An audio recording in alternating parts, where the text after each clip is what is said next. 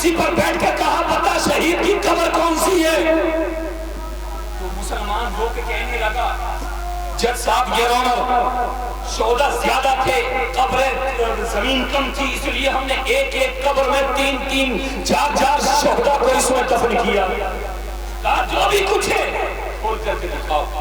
علماء کی اجازت سے قبر کھولی گئی, مٹی ہٹی, لکڑیاں ہٹی.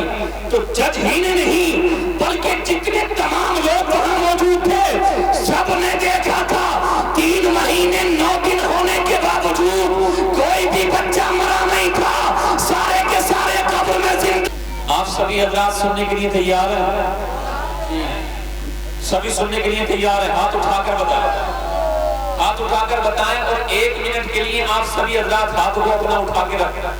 1 منٹ کے لیے, بس 1 منٹ, سبھی اٹھا لو. 1 منٹ حسین علیہ السلام کے نام پر اٹھاؤ گے انشاءاللہ جہنم کی آگ حرام ہو جائے گی. اٹھائیے محبت کے ساتھ. اب 1 منٹ اٹھا کے رکھیں. محمد عمر صاحب دیکھیں, یہ بھارتی کا ہاتھ ہے, یہ انڈین کا ہاتھ ہے, یہ ہندوستانی کا ہاتھ ہے. یہ جب اٹھا ہے زمانے میں انقلاب پیدا ہوا ہے. اگر گاندھی نے اٹھایا انقلاب پیدا ہوا, حضرت نے اٹھایا انقلاب پیدا ہوا, سبھاش چندر بوس نے اٹھایا انقلاب پیدا ہوا, بھگت سنگھ نے اٹھایا انقلاب پیدا ہوا, عثمان نے اٹھایا انقلاب پیدا ہوا, فضل حق نے اٹھایا انقلاب پیدا ہوا, اقبال نے اٹھایا انقلاب پیدا ہوا. آج بھی انقلاب پیدا ہوتا ہے. ابھی چند دنوں پہلے تم نے ہاتھ اٹھایا اور اٹھا کر کے مہر لگا دیا, کسی کو ایم پی بنا دیا, کسی کو ایم ایل اے بنا دیا, کسی کو پارلیمنٹ دے دیا, کسی کو اسمبلی مل گئی. آج ریحان رضا ڈنکے کی چوٹ پر کہتا ہے اگر دنیا دار کے نام پر اٹھاؤ گے تو اسمبلی مل جائے گی, اور امام حسین کے نام پر اٹھاؤ گے تو جنت کی گلی مل جائے گی. سبحان اللہ, سبحان اللہ. نعرہ تکبیر, نعرہ تکبیر, نعرہ رسالت, نعرہ رسالت. مسلک اعلیٰ حضرت, مسلک اعلیٰ حضرت مولانا ریحان صاحب قبلہ, مولانا ریحان صاحب قبلہ. نعرہ تکبیر, نعرہ رسالت. امام حسین کیا ہے حسین؟ اور آپ جو یہاں بیٹھے ہیں بڑے خوش نصیب ہیں, بڑے خوش نصیب ہیں آپ. دیکھیں امام حسین علیہ السلام کی ذات کیا ہے, توجہ کریں. یہ میری طرف دیکھیں, آپ کیا پیچھے باتیں کر رہے ہیں, ادھر دیکھیں نا تھوڑی دیر. آپ بھی حضور کے نواسے حضرت امام حسین علیہ السلام کی بزم پاک میں آئے. دیکھیں نا حسین کیا ہے. آج پوری دنیا کا آپ سروے کر لیں, لکھنؤ سے کاکوری تک, کشمیر سے کنیا کماری تک, امریکہ سے لے کر بیسی تک, کوئی بھی عورت ایسی نہیں ہو سکتی جو مسلمان ہو, کسی امید سے نہ ہو, حمل سے نہ ہو, اور نماز پورا مہینہ لگاتار پڑھتی ہو. کوئی عورت ایسی نہیں ملے گی آپ کو جو جوان ہو, مسلم ہو, کسی امید سے نہ ہو, اور نماز پورا مہینہ لگاتار پڑھتی ہو.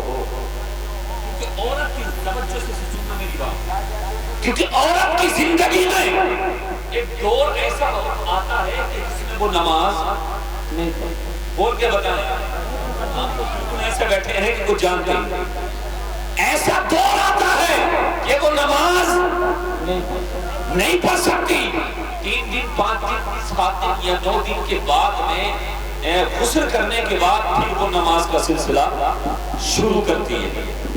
نماز کا سلسلہ پھر سے شروع کرتی ہے, اور ان دنوں میں جو نمازیں اس کی رہتی ہیں وہ نمازیں بھی معاف ہیں, ان کی قضا بھی نہیں. تو کوئی عورت ایسی نہیں, اگر یہ وقت کی رابعہ بصریہ بھی کیوں نہ ہو, کیونکہ جو مانے صلاۃ دنیا کے کسی کونے پر ایسی عورت آپ کو نہیں مل سکتی.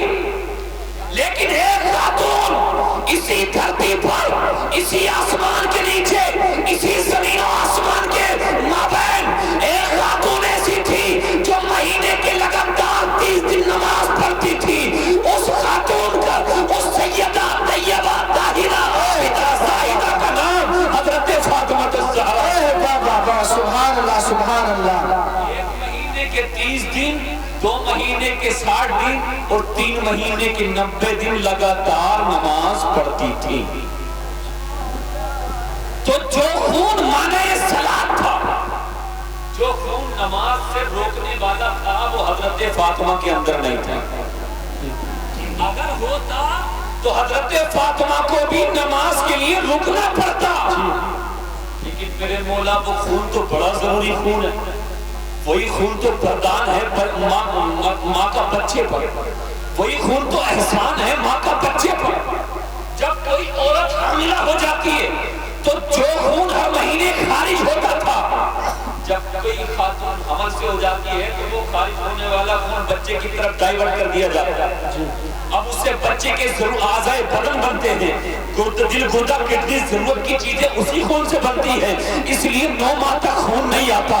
اللہ اکبر. میں کہنا یہ چاہتا ہوں کہ جب حضرت فاطمہ الزہرا رضی اللہ تعالیٰ کے جس میں پاک میں وہ خون نہیں تھا جس سے بچے بنتے ہیں، تو جب امام حسن حضرت امام حسین فاطمہ کے شکم میں آئے، فاطمہ کے پیٹ میں آئے، تو بتائیے جب وہ خون فاطمہ کے اندر نہیں تھا جو سے بچے بنتے ہیں، تو بتا امام حسین کس میٹیریل سے بنے، کس چیز سے بنے؟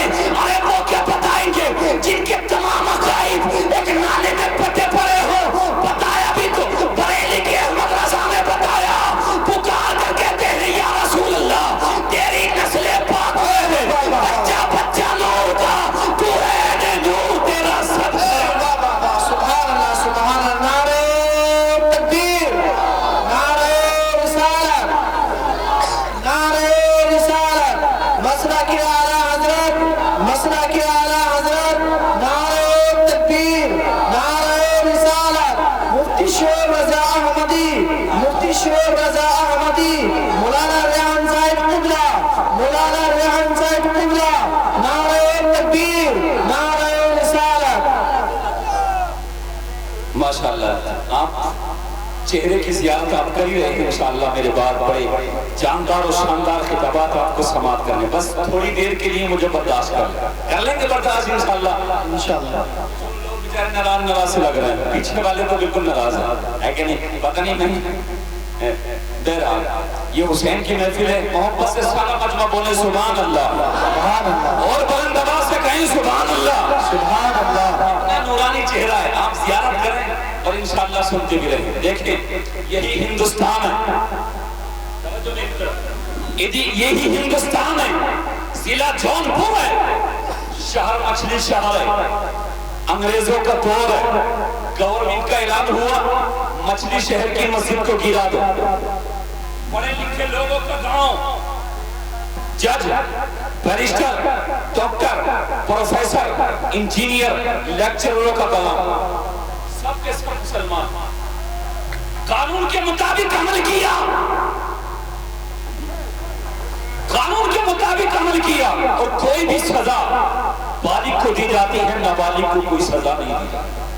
لہذا جتنے بالغ ہیں گاؤں چھوڑ دو، جتنے نابالغ ہیں سب کو مسجد کے اندر بھر دو. جتنے نابالغ تھے سب کو مسجد کے اندر بھر دیا گیا.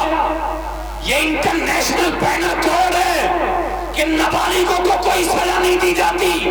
بڑے لکھے لوگ تھے، لیکن ان انگریزوں کو کیا پتا جن کے یہاں یہ پتا نہیں کہ حرامی کتنے اور حلالی کتنے. ان کو کیا پتا اولاد کی محبت کیا ہوتی ہے.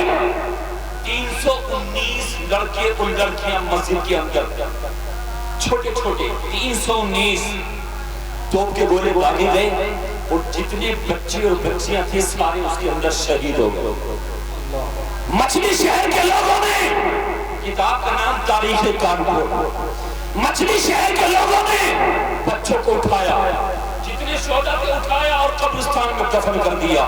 اور دفن کرنے کے بعد عدالت نے مقدمہ ٹھوک دیا. 3 مہینے تک مقدمہ عدالت میں چلا. 3 مہینے کے بعد جج اپنی کرسی پر بیٹھ کر ہاتھ میں قلم لیتا ہے.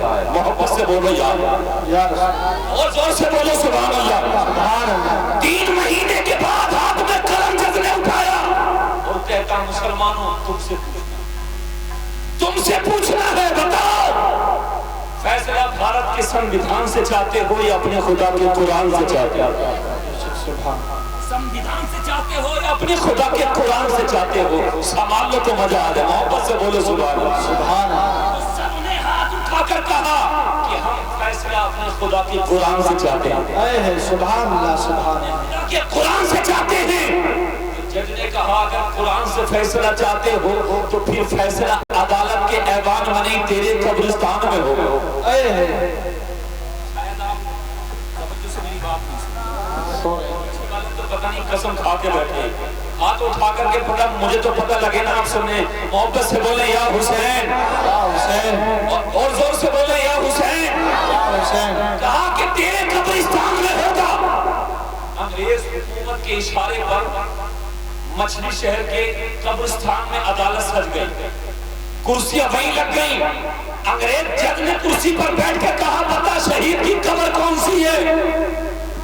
तो मुसलमान रो के कहने लगा जज साहब ये शोधा ज्यादा थे, कब्रें जमीन कम थी, इसलिए हमने एक एक कब्र में 3-3, 4-4 शोधा को इसमें दफन किया। कहा जो भी कुछ है खोल करके दिखाओ। उलमा की इजाजत से कब्र खोली गई, मिट्टी हटी, लकड़ियां हटी।